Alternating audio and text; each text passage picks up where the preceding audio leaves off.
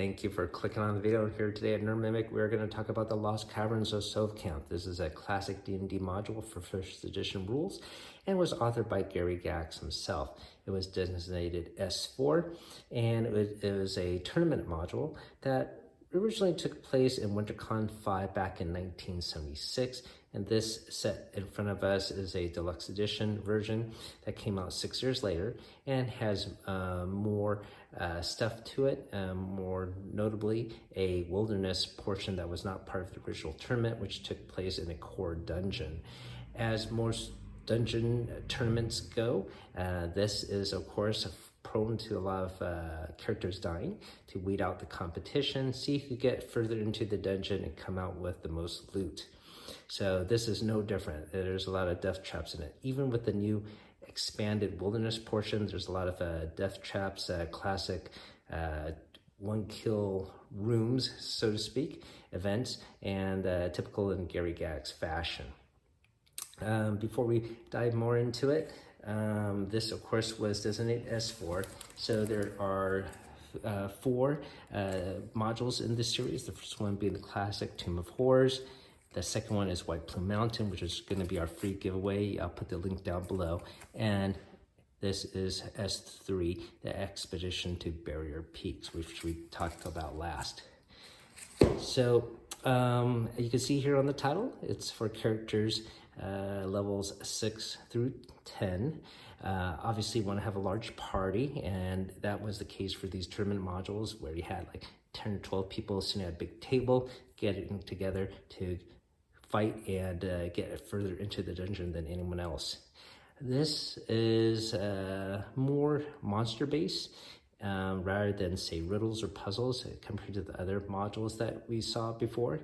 So there's definitely heavy combat. So if you have friends that like combat-heavy D&D exploration, well, this would be for them. So right off the bat, we're struck by this wonderful painting by Earl Otis.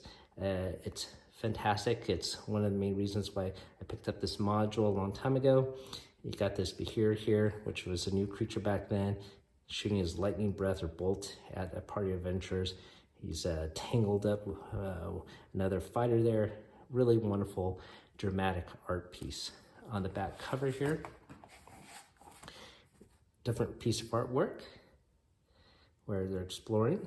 You see some ooze here coming. It's gonna surprise a monster, the party soon, and a skeleton that was petrified and couldn't escape this room. In this module, of course, we got the map cover here. This is the new edition of the Wilderness map. This is the player map.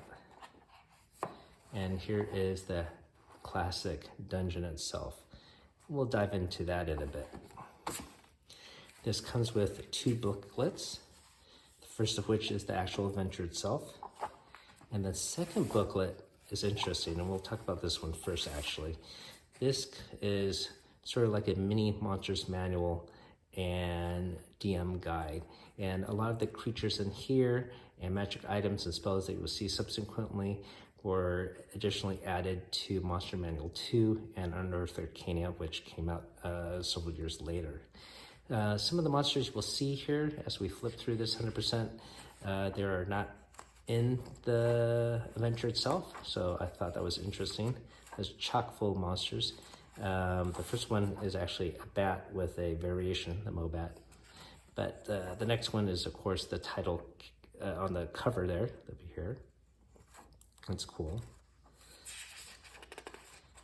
There are multiple oozes in this version of the packet. One here being a crystal ooze. You got a Demi Leech there.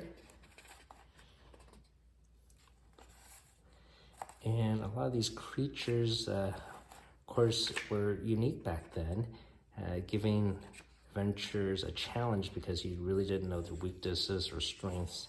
A lot of them have some petrified abilities, which is always terrifying.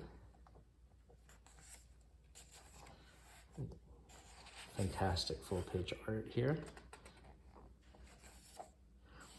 So here being a Dracolisk, which could freeze you, petrify you. But if you try to use your classic reflection technique, it has a 90% chance of being unaffected because it has hooded eyes and special lenses to reflect that back. You got the Gorgon version of a Samurai here. So another terrifying creature to encounter. Got an olive slime here. It has a poison.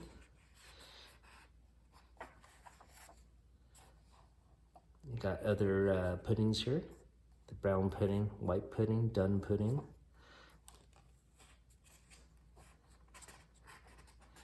And this negative being here is a horrible monster to encounter. I never got that far, but one touch for him, he could cause chilling. And metal touched by it will chill it and corrode it instantly unless it's magical. So a lot of party members might lose their armor or weapons subsequently. And then here are some magical items.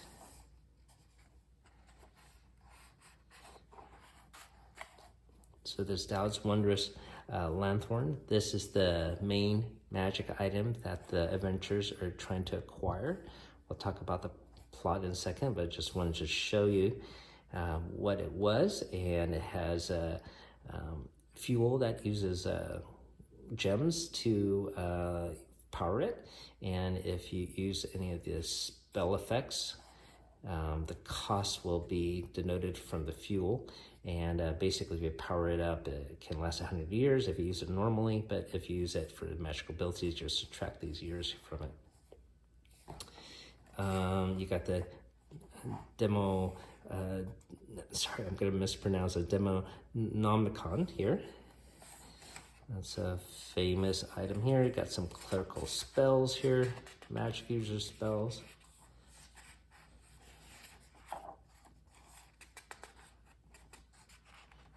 And then over here we got an interesting set of magical diagrams you could use. And you know, if someone that was not into D&D, they may think this is, you know, causing Satanism, but these actually are protection seals. They're not to cause evil, they're to protect you from evil. All of these are. And in the back here, you have a cheat sheet for the monster roster. And then on the last page is a poem that the adventurers can find to give clues as to how to beat the dungeon. So I just wanted to show you this book first because that might aid you in what we see next. And so let's move on to the main booklet itself, the actual adventure. Turning to the first page, of course, it's going to introduce us to the main story, and that is an evil archmage. She basically accumulated a lot of power and wealth and used these caverns as her main base. She got so much power that she channeled some demons, and one of these demons fought a long, hard battle with her, and she was able to get rid of the demon. However, she took some terrible loss. A lot of her minions left, took a lot of her treasure along with them. She was able to save some of her best treasure though, and seal it within this area, and it becomes her tomb in a way. There is rumors of her treasure being in this area, and of course one of them being the Dowd's Wondrous Lanthorn, which we talked about. The political setting is that they're in Greyhawk. The Margrave of the area wants to find this treasure before his political rivals do, as they have heard rumors of the location of the cavern and want to get the treasure for themselves. So he hires a party of adventurers, being you guys, and to acquire the treasure within. So the first thing you will notice here is a table. This is for you to roll 1 through 20 for a random encounter, though it is random in that fashion, but as far as where they occur, each random action will take place on the DM map at one of these set dots. They will also take place at one of these numbered areas, but the ones with letters here are more set encounters. So multiple things can happen. More notably here is an avalanche, which can cause the party or party member to have instant death if they don't make their saving throw. That is a classic Gygax mechanic of instant death. I've never been a big fan of that, but there it is. And number 3 is similar, where it's a rock slide, but here you have 2 chances to save yourself. One, if you miss your saving throw, you roll another die, and maybe your mount will be killed rather than you. So that's a little bit safer, but still, yeah, can lead to instant death. There are monsters you can encounter. Here is a large group of gnolls, 32 strong. Over here is a goblin band, 70 strong. And when there are multiple large, small creatures like that, that can always give a party trouble, of course. There is an NPC here, the Hermit. But once again, this is so random. It doesn't mean that they will encounter this guy, but he might give the party some clues. There's a Hobgoblin War Party, even larger, 81 members. And let's see what else we got here. Got a dragon encounter. Oh, this is one of the more funner encounters. It's a stone giant's playground, and basically they are chucking rocks, having fun, and playing catch. And maybe they see the party members and will try to play catch with them and throw the rocks at them. So here is set encounter A, which is a gnome veil. You can see there's quite a detailed layer here, actually. This is not even part of the core dungeon. And B here is another encounter. This is also with a large group of, let's see, what were they again? Hippogriffs here. And they are guarding some treasure. But, of course, the main thing would be the actual caverns themselves. So, going back to the main map here, you can see how wild the map design is, and it might be quite a challenge to map this out if you are going through this. This is the upper cavern here with the water, and then this is the deeper dungeon itself, and you can see this special area here. Basically, you're going to try to get to the center, and it's guarded by these 6 doors, and you have to open each one. But every time you open up one, you get randomly teleported to these certain areas, and they all look the same if you map it out, right? They have 4-way exits, and so they're not. The party members will, of course, be confused which one they go to. So that's quite a challenge for a tournament player, but it gives you a sense of overview of how vast this dungeon is and how challenging it can be. Now, it should also be noted there are no random encounters within this area because each area has quite a number of creatures already. So, going in here, some of the notable encounters would be, say, this fungi cavern. It has some giant crickets, which is always odd to see, but can be terrifying. There is a stinking cave here, and there are 4 trolls in that area. You have... So some of the notable encounters here would be number 4. This would be Mobats. Once again, that's actually the first creature on this booklet here, the Mobat. Another interesting encounter is room 8 here.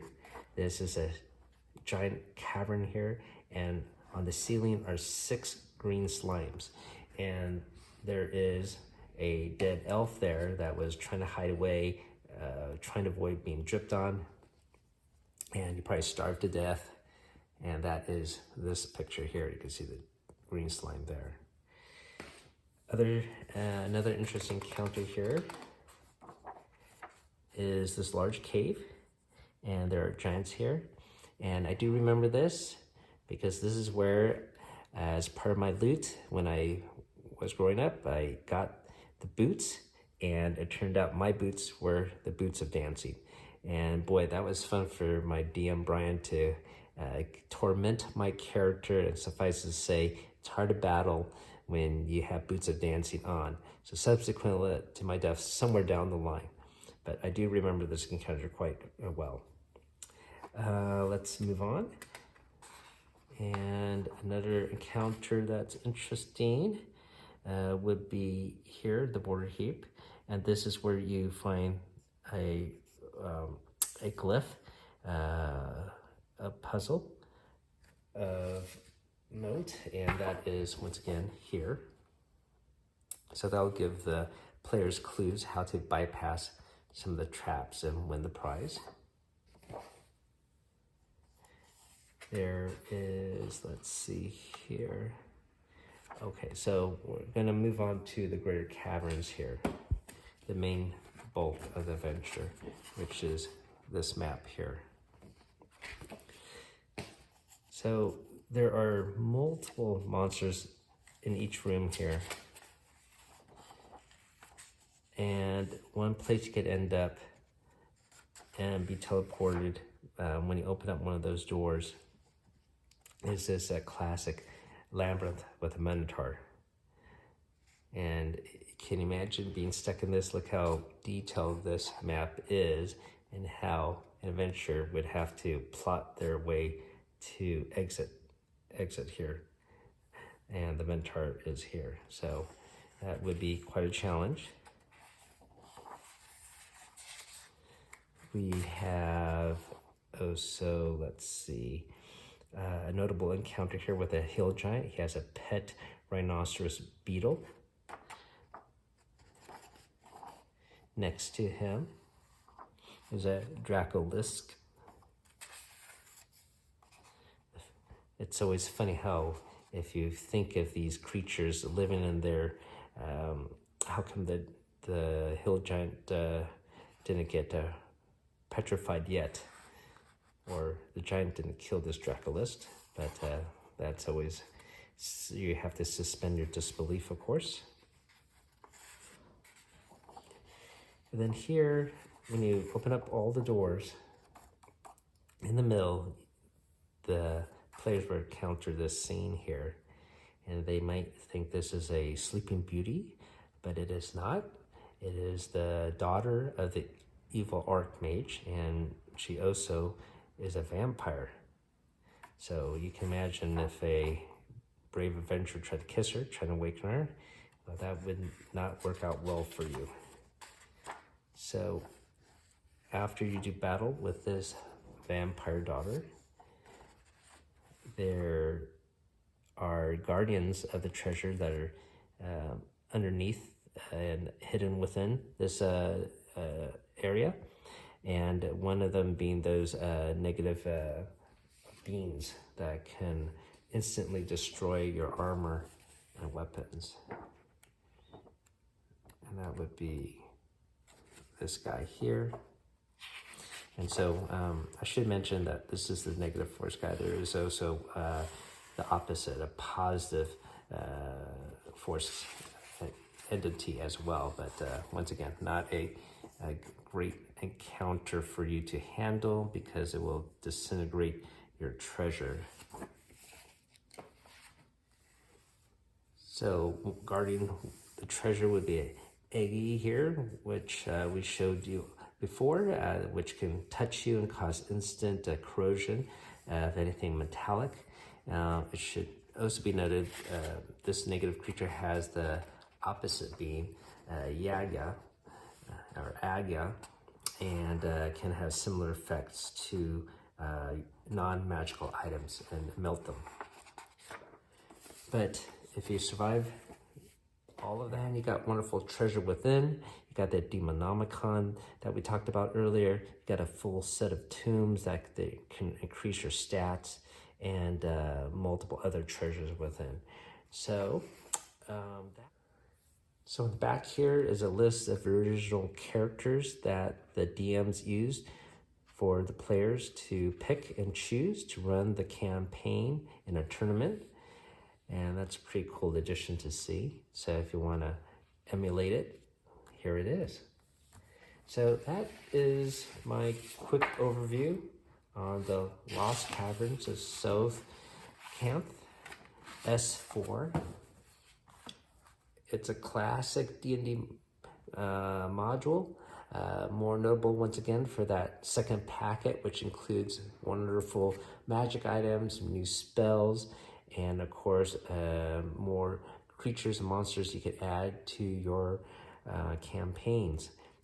Great cover art, and I don't know if it's my favorite of the four. I think my favorite would still have to be Expedition to Barrier Peaks here. And of course, the most popular or famous one being the Tomb of Horrors. I don't believe this has been redone in 5e yet, but maybe in the future. So thank you for watching, everyone. Everyone have a great night. Keep on adventuring out there.